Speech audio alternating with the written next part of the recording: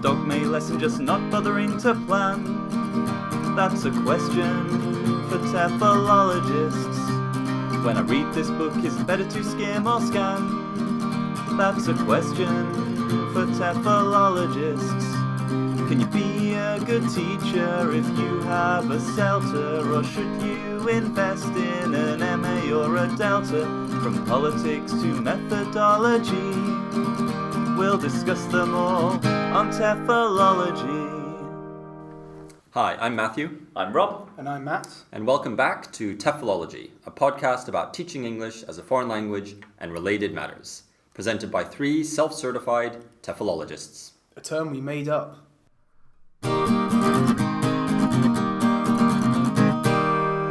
TEFL News.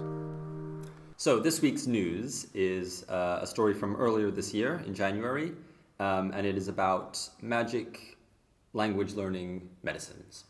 Okay. Interesting. Magic. Well, no, not magic, obviously, but Okay. But medicines. medicines that will help you learn a language. Right, okay. Okay. Would you care to elaborate? Yeah. So, well, the news item caught my eye because there was a headline, or I think it was an advertisement for a talk about medicine, drugs that can help you acquire a second language. Looking into it, it's actually, basically it's about critical periods. Right. This drug. So the idea of the drug is that it affects your DNA, and it affects the switches in your DNA, which turn on and off critical periods. Right. Do you want to explain what a critical period is? Are we talking about a Chomskyan critical period? Oh, yeah, are we talking about like age? Like until about 7 years old? Yeah, so Right. basically age. I think as far as the article I read doesn't go too deeply into it, but my feeling is that I'd only heard of critical periods in terms of language acquisition, first language acquisition. Right. Yeah. But it seems that there are critical periods for various things. Okay. For example? For example, well, basically all the things that we acquire in terms of, both higher cognitive functions, even just things like our tactile relationship with the world, all those things depend on brain functions. Yeah. And our acquisition of how to deal with those things happens there's a window. Right. From when we're born, not right from when we're born, but from soon after we're born to maybe a couple of years old. So does that include things like motor functions, like walking, for example? I think I would imagine it does. Okay. I would imagine it does, because it includes things like touching and feeling. Right. And so I guess we would need that kind of haptic feedback. I guess when the brain's very plastic, it can be moulded a lot in that period. Okay. Exactly. Makes sense. So these drugs are new? Is this something new that's been introduced? Well, they're both new drugs or new elements of drugs that have existed, even Prozac, for example. So it's mostly antidepressants. Right, It's elements in antidepressants, which they think may, in terms of plasticity, maybe to revert parts of the brain into that more plastic state. They melt your brain. They melt your brain. Okay. Exactly. They turn your brain. Right. An interesting thing they talked about was autism. One theory now of autism may be that basically children whose critical periods were slightly out of sync with normal people. So in terms of developing those social skills or recognizing or looking at emotions on people's faces, it didn't imprint at the right time when they were little kids. It's one theory. Right. So the tests that they've done, what's very interesting is that it's things like language acquisition, but it's also very, very physical things.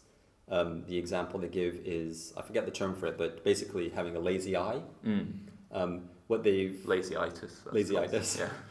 What they've discovered is for young kids, if it's discovered early enough, if a child has a lazy eye, if you cover the good eye and force them to use the lazy eye, that eye will develop eventually normally. Right. But that only works at this critical period.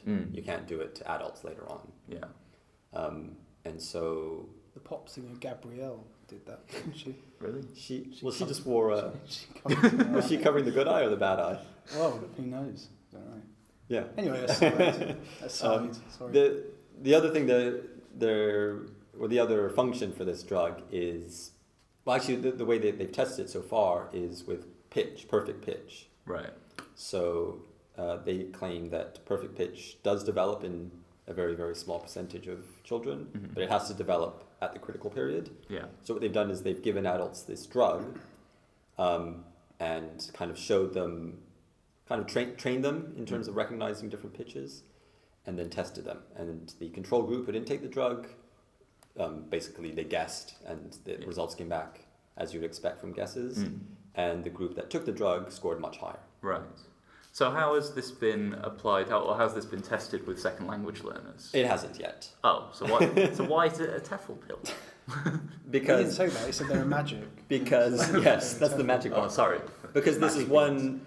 Yeah. So this is one theoretical future use of this Application, drug. Right. The fact that many people associate critical periods with language acquisition. Yeah. The idea being that if people do take these drugs, and or maybe my assumption, I don't know, they don't talk about it. My assumption would be that you would also have to try to recreate other aspects of first language acquisition. Right. For example, Being talked to by your parents a lot. right, you have to go live with your parents. After you get the drug, you go live with your parents. They have to learn this other language first. Right. But I guess you would need immersion as well. You would need Yeah. massive amounts of input. But as far as I know, or as far as I remember, immersion works to a certain degree for adults, but without some kind of focus on forms, they can't reach native-like proficiency. Yeah. Well, they tend to become very fluent, but extremely inaccurate. Yeah, I think, is yeah. my understanding. Yeah. Yeah, exactly. So maybe with the drugs, they could then become accurate. I don't know. No, interesting.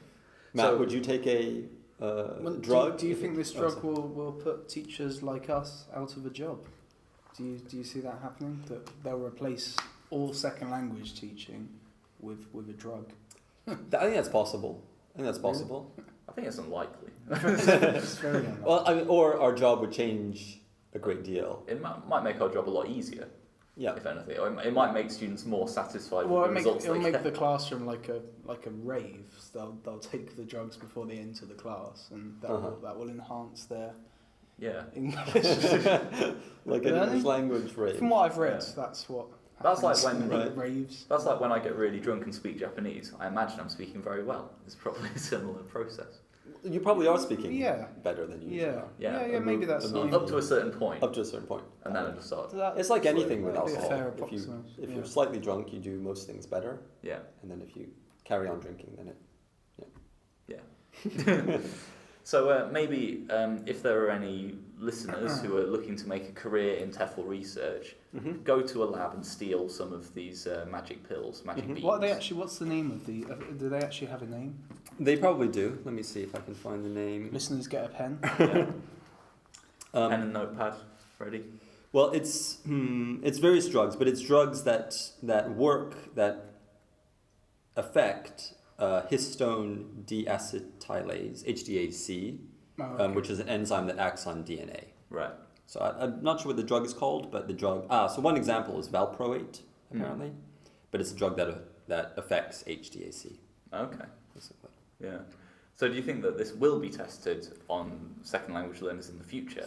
Because this is what I've just been encouraging our listeners to illegally do. Right. I don't see why not. If they've tested it on acquiring perfect pitch, then why not? I mean, especially in contexts where a lot of people do learn through immersion programs. Yeah. I think in Canada that's very perfect popular. pitch. That's just. Does that refer to? That refers to one element of speech alone, doesn't it? It doesn't even refer to speech. It It's just refers about notes. about notes. Yeah. Oh, So basically, okay. perfect pitch, Right. as far as I understand, is if you play somebody a note, they can identify. They can Just identify. in isolation, I they see, can identify okay. what that note Right, is. so they don't have to actually produce it themselves. They just identify it. Is that right? I think so. Yeah, that's basically Well, then it. maybe that would be the same with these drugs. They wouldn't be able to produce the language, but they might be able to understand. Maybe. I think. Receptively. I don't know if we can correlate like that. I think the correlation is that I think perfect pitch in general is just receptive. Right. Yeah. So even anybody who acquires perfect pitch is just receptive, whereas anybody who acquires the first language, it's both active and passive. All right. I see. Yeah. Okay. Interesting. So do you see this being the future of TEFL, or is it just snake oil? I think obviously they need to do more research in terms of. I mean, obviously your playing with the plasticity of the brain, which sounds like something you want to be careful about, potentially. Yeah. Those critical periods are kind of inbuilt into us for a reason, I'm sure. And if you can go back and switch on and off people's critical periods. But I mean, lots of things are built into us for a reason, but we still change it to benefit us. So I don't see why we shouldn't change it. Right. Yeah. Unless you're just going to shake your fist at the sky and say, "Rah! Don't play God." Yeah. But I think, I don't know. My feeling is that the brain. Yeah. I wouldn't want to mess too much with how plastic the brain is. I don't know. You don't want to melt your brain, basically. I don't want to melt my brain. Yeah. Yeah. Well, that's fair enough. Yeah. Yeah. So, in conclusion, don't melt your brain, but do steal drugs. Yes. Okay. Okay. And learn a language. And that was today's news.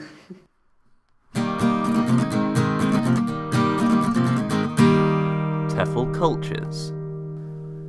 The TEFL culture we're going to talk about this week is Evangelical Christians in ELT. In doing research for this, I actually found that there's quite a lot of Evangelical Christians in ELT. So let's try not to offend them. So we might lose a lot of our listening base. We might lose all four people. We'll talk about them impartially. Yeah. And if we do offend them, hopefully we will offend evangelical non-Christians as well. Yes. And non-evangelical Christians. Yeah, and all the various combinations of those words.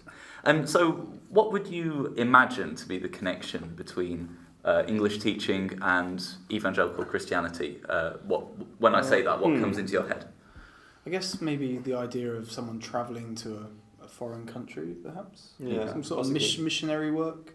Right. May tie in with some sort of teachings of the Bible that maybe have to be taught in English, for example. Or more easily taught in English. Easily taught in English. Yeah, I mean that's how the Bible was written. And it seems to make sense that some lessons about the Bible could also be taught in English, kind of like putting the two together. A CLIL approach, as it were. Maybe this is all about BLIL, Bible and Language Integrated Learning. Maybe that's where it comes from. Maybe it comes from the early missionaries travelling to Asian countries and being too lazy to learn the local language. And again, kind of being quite colonial, I guess. Yeah. Might come from that. Well, it's very interesting that you've brought that up because that's the central. No, you're very correct. It's the central point of an argument that's been going on in the literature in ELT recently. So historically, English has been taught by missionaries as a means of conversion. So they've been teaching people English, and the purpose is to help them understand the Bible, be able to follow the Bible. Is part of the thinking that, rather than the missionaries learning the local language, is part of the thinking that if they teaching them English is part of the conversion process, like inculcating them into the culture? Yes, because learning the religion was part of the civilizing process in colonial times, or it was thought to be. So they thought if you teach these people, the good Christian values, then you can get them to be more like us, essentially, more like the missionaries, more like the colonizers. So that was one relationship historically. But recently, there's been a bit of a conflict, which is quite interesting, and reading about it changed my thinking in an interesting way. So there's been a few writers who have launched attacks against evangelical Christians. So, for example, Julian Edge, Alistair Pennycook have both written articles arguing that basically Christians in ELT are often engaging in covert missionary work, so they're pretending to be English teachers as a means of providing education, but they're actually covertly teaching, the religion, doing missionary work. But as I read into this, there's actually quite a lot of literature from. Well, there are two really good articles by Varghese and Johnson. I don't know their first names, but what they did was they actually went and asked some Christians who were studying ELT masters and things like that at evangelical colleges in America, and they asked them, what are you studying for? What do you think the relationship is between your faith and your studies? And there's quite a broad range of answers to that. So there are a few of them who have said, we want to be doing missionary work. Right. But most of them are actually kind of torn in a very interesting way. Okay. But so the I forget the Penny Cook and the other guy. Yeah. The Edge. Criticizing that. Were they talking about language teachers who had gone to other parts of the world? Yes. Yeah. Mainly. So evangelical Christians going to other parts of the world, saying we're going to teach you English, but then sneakily teaching them Bible studies. Like sort of opening schools that say free English class, right, and then after a few weeks saying, and by the way, have you heard the good news? Yeah, I've seen like some people that I know that you may know as well. Yeah, listeners won't know. But Depends on the listener. they've moved to other smaller cities in Japan, and they've started offering 5-minute English lessons in the street. 5 minutes of English. In the street. This is our kind of present free gift to you. Right. And then you do the English lesson in the street. Well, it's not a lesson; it's just conversation in the street. Yeah. Then after, when the person walks away, they give you a flyer saying, Sure. "Come to our Sunday school." And it's kind of the same thing. You've had your English now. How about some religion? Luckily, I imagine most people who are offered something free in the street know that there's something behind it. There's an agenda behind it. Yeah. But I mean, I think it's kind of that kind of thing where someone's acting as a teacher, but they're actually acting on behalf of another. That's the stuff that's being criticised in these articles, and so that was kind of the majority view that was presented in the literature, that evangelicals are basically involved in that kind of covert missionary work. So as I said, there's been a few studies that have questioned that. One study by Wicking concluded by saying that the study found that the teachers, so he interviewed a lot of teachers and asked them about their beliefs, these teachers did not make meaning of their faith and pedagogy, how do you say that? G. Pedagogy, okay. I would say G. Pedagogical. Whatever. Yeah. Pedagogy. They did not make meaning of their faith and pedagogy in a way that necessitates overt evangelism in the classroom.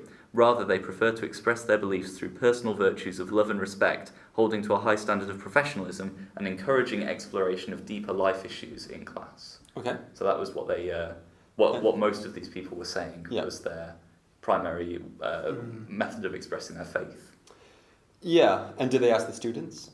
No, because these were all people doing teacher training programs. I see. Yeah. So I kind of wonder how do these beliefs manifest themselves in the classroom? Is it through the materials that they bring, like pictures, stories? Which group are you talking about? The evangelical Christians. But the missionary ones, or the ones? I'm talking about more modern day, like of today.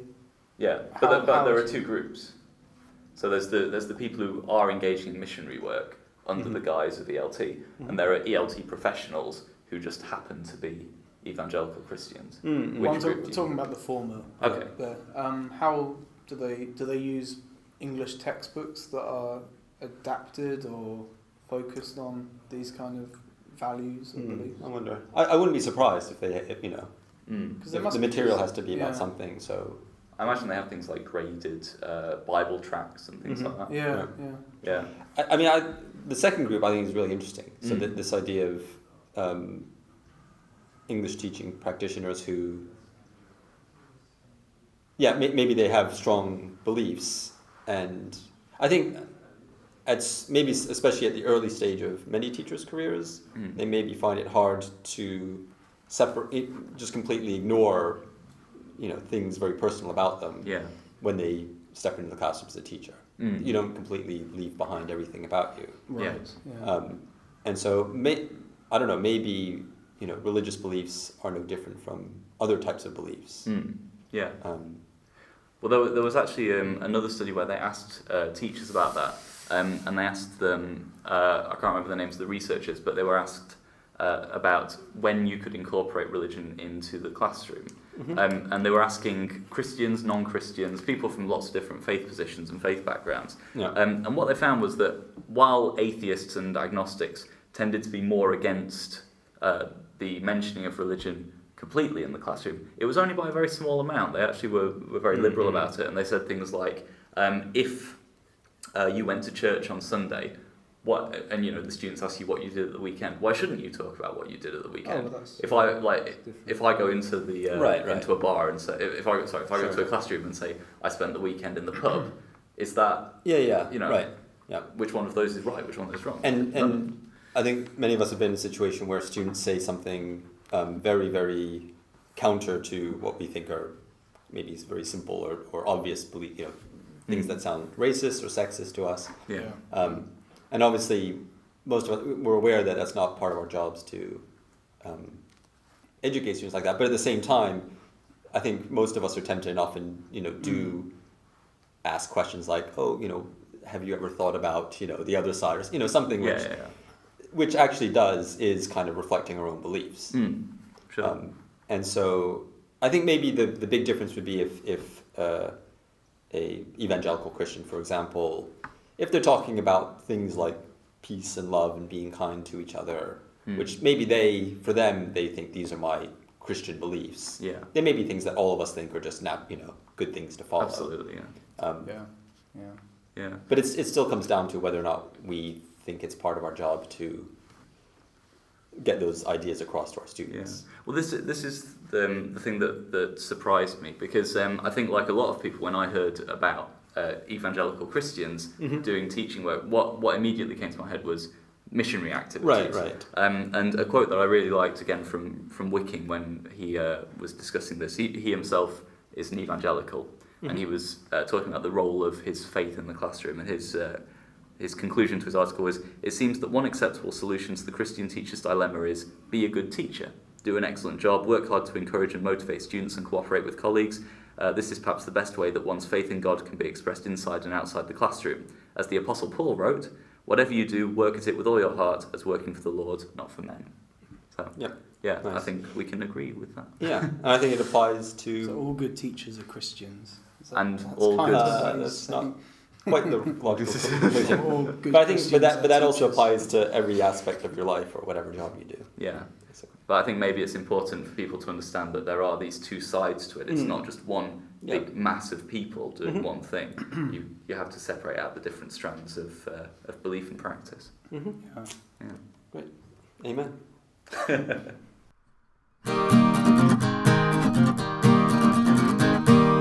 TEFL Pioneers. Okay, so this week's TEFL Pioneer is Charles C. Fries, and we're going to go with Fries. I'm going to say Freeze. Fries. Yeah, we'll go with Fries. Sounds better, Charles Fries. Charlie Fries. Charlie Fries, yeah. Charlie C. Like Fries. a cartoon character. PhD, have to add that as well. Yep. He didn't spend all the money for nothing. No. So Dr. Fries. Dr. Fries, yeah, PhD. And some argue that he was perhaps the first pioneer in the field of linguistics. So it's Are you trying to one-up our previous pioneers? I'm just saying, it's quite a big accolade. So, So he was born in 1887 and died in 1967. So that sort of gives you a idea of when he worked. It's kind of the time frame. It's a very clear idea. Very clear idea. He was based at the University of Michigan, and he was one of the early founders of the TESOL, the American TESOL or TESOL organization. Okay. Yeah. He's one of the forefathers of that. And people. Who were the other three fathers? Funny. Okay, and he's also been considered to be one of the founders or the starters of corpus linguistics and its relation to English teaching. Okay. As well, which I'll discuss more. Okay. He's written two famous books of note: American English Grammar and The Structure of English. Have either of you two read? They're quite generic names. Yeah. So. Is American English Grammar, is that a grammar in the old meaning of grammar, or is that describing? Yeah, it's based on a lot of his corpus data. Basically, and this is kind of part of why he was a pioneer. He was one of the first people to start using corpora to enhance English teaching materials. So one of his main ideas was that he wanted to use linguistics as a science, basically. So we're kind of talking this kind of era where they still thought was a science. I think we talked about that before. Henry Sweet, as you were saying. Yeah. Henry Sweet in the last podcast, which you can find on iTunes. Episode 2. Leave a review. Yeah, he kind of comes from this time where he wants, very clear, this is a science and we need to study it as a science in this way. And part of his argument was that he wanted to describe aspects of forms of language which best predicted the responses and recognition of listeners. So rather than taking grammar as a taxonomy, that's what he described it as, a taxonomy, he wanted to see the broken down elements of the language that got the listeners to respond in a particular manner. Right. And he wasn't just happy with this idea that this grammar involves the listeners doing X, for example. He wasn't happy with that kind of taxonomy of this equals this will affect this. He wanted to actually see in corporate data, corpus data, the actual constituents of the language by contrasting the elements, for example. So he was looking at like chunks? Was he a pioneer? I guess chunks? more morphology and syntax. Okay. I guess that was his main area. Yeah, I guess chunking of language. The area it's been called is if I can get this right, paradigmatic relations amongst linguistic elements. Okay. Right. Okay. Right. So, yeah. I wonder if in those early days but back before corpuses were put into computers, how easy was it to make like a concordances? Well, he found it really difficult to find uses of real English, like real everyday, real instances Spoken of English, conversation. So what he looked at was dramas, recorded dramas. He thought that was going to be the closest he could get to actual usage. Right. Not particularly that close. Yeah. He also used game show, TV panel shows. This was probably later in his life, in the 50s, perhaps. Used TV panel shows, and just for an example, one of the studies that he wanted to find out was yes/no questions, and he was kind of bothered by the rising intonation that kind of comes with a yes/no question. Right. Okay. For example, and he wanted to get data to show that this wasn't always the case, that there wasn't always rising intonation, that there were occasional. Can you give us an example? Yes.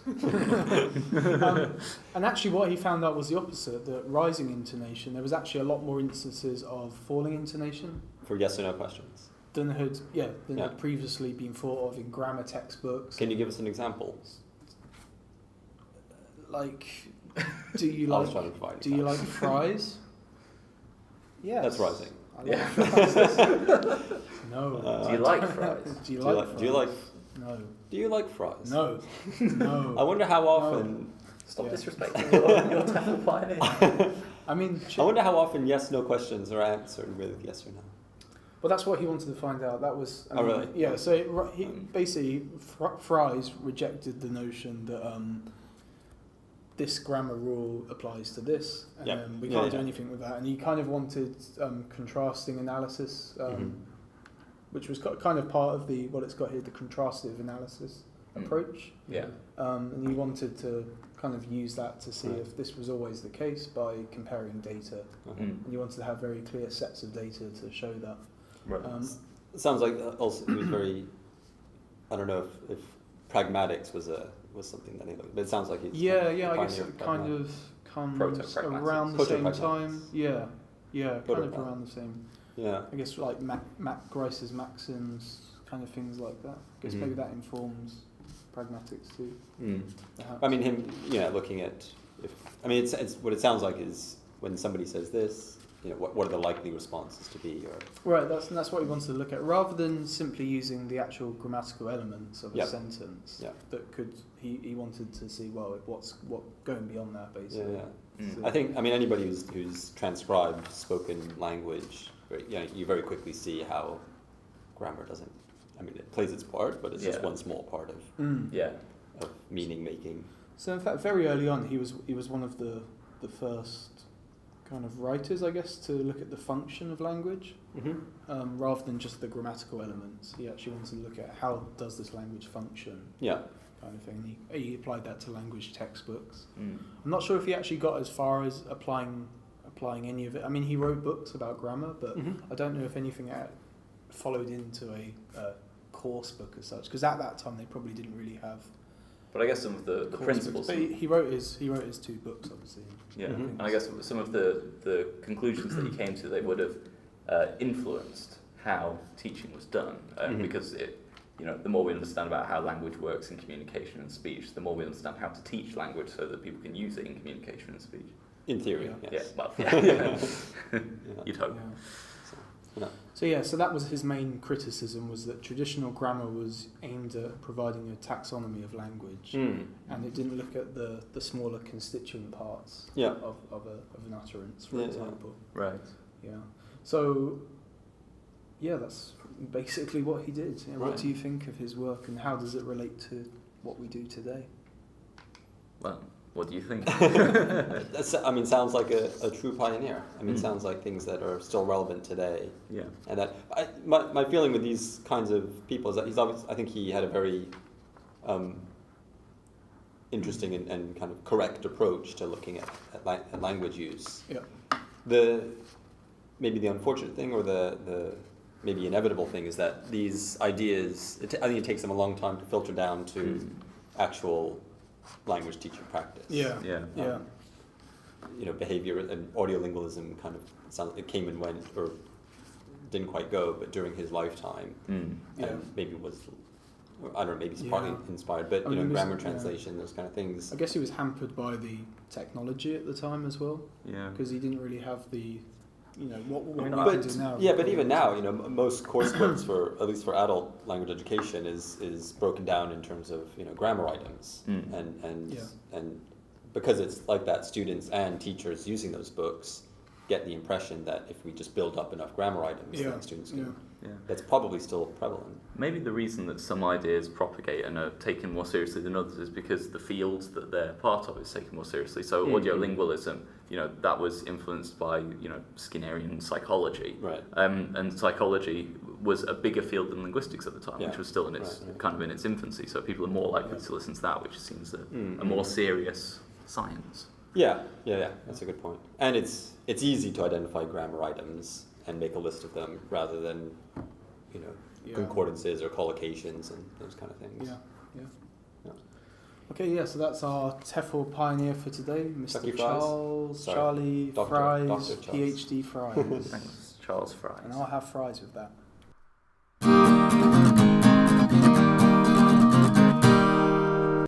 Okay, well, thank you for listening to this episode of TEFLology. If you've enjoyed it, please leave us a review on iTunes, or feel free to contact us at teflology@gmail.com. We welcome any suggestions for things to discuss in the future. TEFL related, obviously, we have our limits. So it's bye from me, Rob. Bye from me. And goodbye from me. And bye.